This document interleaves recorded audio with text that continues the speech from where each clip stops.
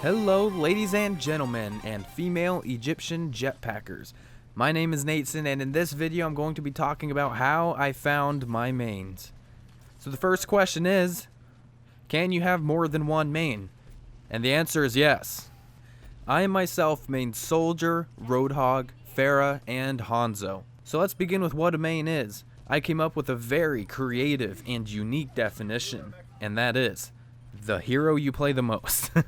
Hero or heroes. So basically, whatever hero you're playing the most or you're the most comfortable with, what you constantly find yourself playing in your games, that is your main. Simple as that. Now the important question. How did I find my mains? I remember exactly how I did it, and it's not hard at all. So let's begin. So this is what I did when I first bought the game. I bought the game the day it came out, and all we had to play back then was quick play. We had no competitive, no arcade. We basically only had quick play. So once I got into my very first game of all Overwatch games, when I got into my very first quick play, I'm smacked in the face with these 20-something heroes that I have no idea what they do. I don't even know where to begin. What did I do? I started with whatever hero is all the way on the left, and I just started working my way down the list. I wanted to see who felt natural to me. I wanted to see if there was any bond I could make with any of the heroes. When I say a bond with the hero, I mean someone that I really connected with, someone I feel like, okay, yeah, I see myself playing this a lot. That was a lot of fun. I wanted to see if I was any good with any of the heroes, and so then over time, I got that list down to these 4 heroes. These are my best. And quite simply put, that's how you find your main.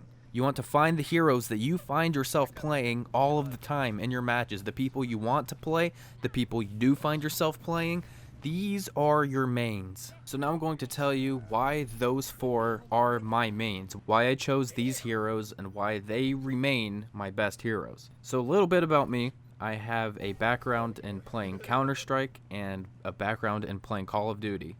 So what does that tell you right off the bat? Hit scan. I've played many a hit scan in my life, and all of these FPS games, it's all hit scan. Counter-Strike is all hit scan. Call of Duty, except now we have stupid lasers, and it's a whole bunch of garbage. It used to be hit scan, and it was fun back then. So naturally, people like Soldier 76, who, let's be honest, Soldier 76 is straight off the cover of a Call of Duty game. Soldier 76 feels very natural to me, and I feel at home because I played a lot of Call of Duty back in the day, and still on PC, whenever a game would come out, except not the recent one because it's not very good either, I would hold top 100 spots on the US servers.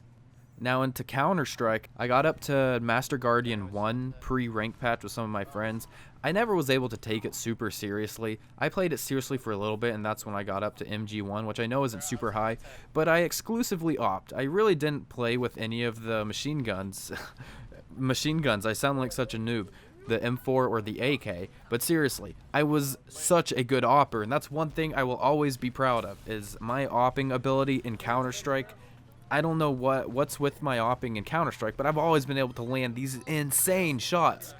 I don't know why. I suck with the AK because I'm bad at the spray patterns. I suck with everything else in that game, but I will not miss my op shots. So that's why you would tell me, well, Nateson, why are you playing Hanzo instead of Widow? Widow is the person for you.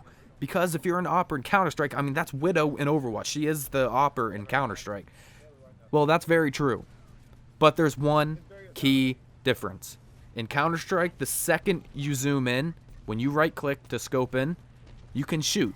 You can shoot the second you scope in. With Widow, you can shoot, but it's not going to do any damage because you have to wait for the charge to build up to 100%, and that's when you can get these headshots that kill. And believe me, I know this is starting to get a little bit off topic, but this is about how I found my mains. But believe me, the difference in muscle memory is monumental, and it's absolutely crushing to me. I want to play Widow so bad, but in Counter-Strike, I zoom in and I do the flick, and then we're done. In Overwatch, you can't do that, and so my muscle memory is gone. It's as if I can't aim on Widow. I can, I'm not the worst Widow ever, but it's not like in Counter-Strike where I can confidently take on Kenny S. I'm not even good at the game. I just have that ungodly reaction time with the op, and it's just a one-hit kill, so it's like there's not much skill required. It's just I did all this flicking and death matches. Now I'm super confident, and I don't miss my shots. But I can't do that in Overwatch because the muscle memory is not there. I have to wait after I scope in, and I hate that. That's your backstory slash salt story for the day from Nateson. The key idea to take from that is I became an op main in Counter-Strike, and I was only good at that one thing because I put so much time into practicing it in my death matches. That is what you should be doing with your first hero in Overwatch. I mean, obviously, yeah, expand your horizons, know all the heroes, yeah. If you're going to be a great, amazing player, you need to know how to play a ton of heroes. But when you're first starting out, there's nothing wrong with locking yourself down to one player, spending a ton of time getting better at them. That's exactly what I did with the op, and I was super confident, and I was having a lot of fun playing Counter-Strike using the op. That's what you should do in Overwatch. That's my opinion. So after trying to force Widow for so long, I eventually moved on to Hanzo. And Hanzo, you have to charge up the arrow when he's pulling it back, and that's about it. But the muscle memory is there for me. I started playing enough Hanzo to where I built the muscle memory for him, and it works with me now. So now all I have left to explain is how did I land on Roadhog and Pharah. Well, I landed on Pharah because Season 1, not only was I playing Soldier and McCree, pretty much strictly Soldier and McCree. On the control point maps, I started playing Pharah. This is the only reason I started to get good at Pharah, and it was because I had some spots memorized where I could sit on the map, and I just keep spamming. I just move around these two certain spots on each point on each map, and it worked for me. I ended up getting some really good win percentages. I had some really good stats. I was winning my games on her, so to this day, I still play her. I was like, what the heck? I mean, she's kind of fun. You just shoot near enemies and you get kills. As easy as that. So now all that leaves is the Fat Pig Roadhog. Like many other Roadhog mains, I began with Hook 1.0, and Hook 1.0 meant you had to throw the hook within 30 feet of an enemy. That means you got a free kill. Yeah, so most of you guys that are watching this video were playing when Hook 1.0 was around, because we're talking like last month. Hook 1.0 was very broken, and I was very attracted to the fact that I could just throw a hook anywhere I wanted and it would pull someone back. I thought the free kill was fun. Nowadays, I still play him just because, hey, I got used to playing him. I like the health. I like the positioning. Although I may not be the best hook thrower because I'm a little spoiled from Hook 1.0, I still managed to get a ton of kills with him. I don't know how I do it. I don't even think of myself as a great Roadhog player, but man, do I know how to bring down a Reinhardt shield and kill.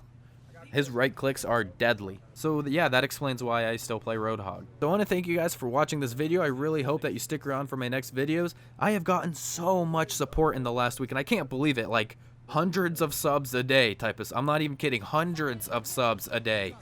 Last, like 2 weeks ago, I had 1,400 subs. Now I'm already past 2,500. I don't even understand what's happening, but a lot of my videos are getting tens of thousands of views, and that is the coolest thing ever, guys. And I couldn't be more gracious. I think that's the coolest thing ever. There are people that like my content.